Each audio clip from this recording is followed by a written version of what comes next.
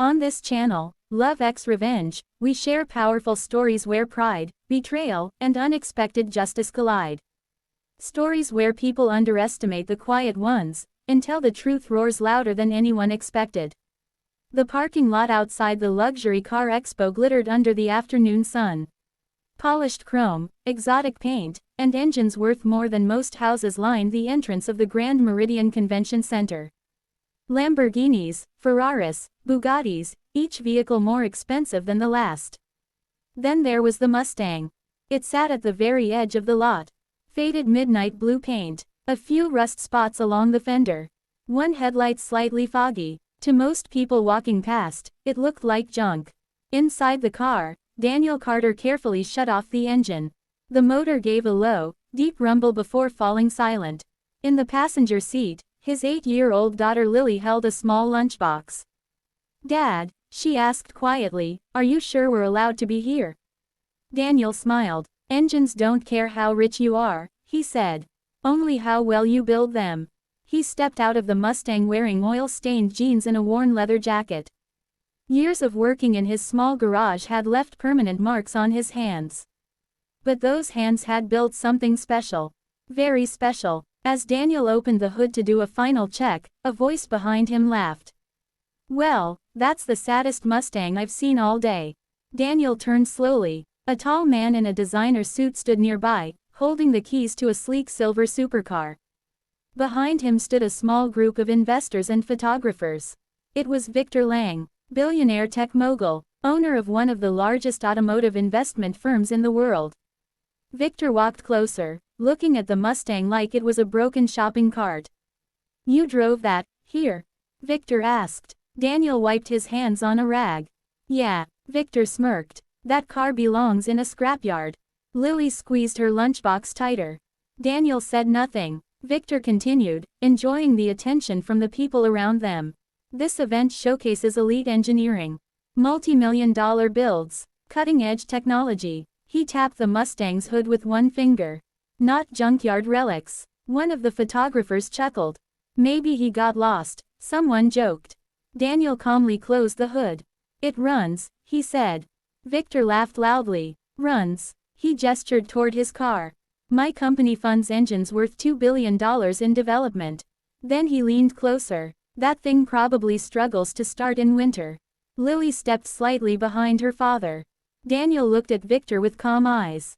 "Would you like to hear it start?" Victor rolled his eyes. "Sure," he said mockingly. "Let's hear the miracle." A small crowd had gathered now. Daniel walked to the driver's seat. Lily climbed out and stood nearby. "Ready?" Daniel asked her softly. She nodded. He turned the key. The Mustang started instantly. But instead of the rough sputter people expected, the engine produced a deep, powerful growl. Low, controlled, perfectly tuned. Several mechanics nearby turned their heads. "That doesn't sound stock," one of them muttered. Victor's smile faded slightly. Daniel gently tapped the accelerator. The engine roared, not loudly, but with a smooth, terrifying strength that vibrated through the pavement. It sounded like a machine built for war. The murmuring crowd grew louder. "What engine is that? That's not a normal V8. Listen to that torque." Victor frowned. Daniel stepped out of the car. "It's custom," he said simply. Victor crossed his arms. "Anyone can swap engines," he said dismissively. Daniel nodded. "True." Then he reached into the trunk. Inside was a metal case. He opened it and pulled out several thick documents and blueprints. Victor barely glanced at them, but a man standing behind him suddenly leaned forward.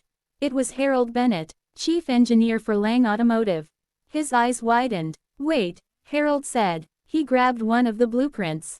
Then another. His expression changed completely. "Victor," he whispered. Victor looked annoyed. "What?" Harold stared at Daniel. "Where did you get these?" Daniel shrugged. "I built them." Harold looked like someone had dropped a thunderbolt in front of him. "These are hybrid compression designs," he said. "Experimental torque balancing, self-adjusting micro-fuel injectors." He flipped another page. "Oh my God." Victor frowned deeper. "What are you talking about?" Harold slowly looked at him. "These are the designs your company spent 8 years trying to solve." Victor's face hardened. "That's impossible." Harold pointed at the Mustang. If this engine uses these systems. He paused. Then that car isn't junk. Daniel folded his rag calmly. Victor scoffed. Even if he copied something, it doesn't mean it works. Daniel walked back to the Mustang. Want to see what it does? Victor laughed again. In that rust bucket. Daniel looked at Lily. Helmet, he said gently. She pulled a small helmet from the back seat and put it on. Victor blinked. What are you doing? Daniel started the car again. Demonstrating. One of the expo organizers quickly cleared a short test lane nearby. Curiosity had taken over. Daniel slowly rolled the Mustang into position. Victor stood watching, arms crossed. This should be embarrassing, he muttered. Daniel placed his hand on the shifter. The light turned green. He pressed the accelerator. The Mustang exploded forward. Not like an old car. Not even like a sports car. Like a missile. The tires screamed as the engine unleashed a perfectly balanced surge of power. The car reached incredible speed within seconds. The sound of the engine echoed across the lot like thunder.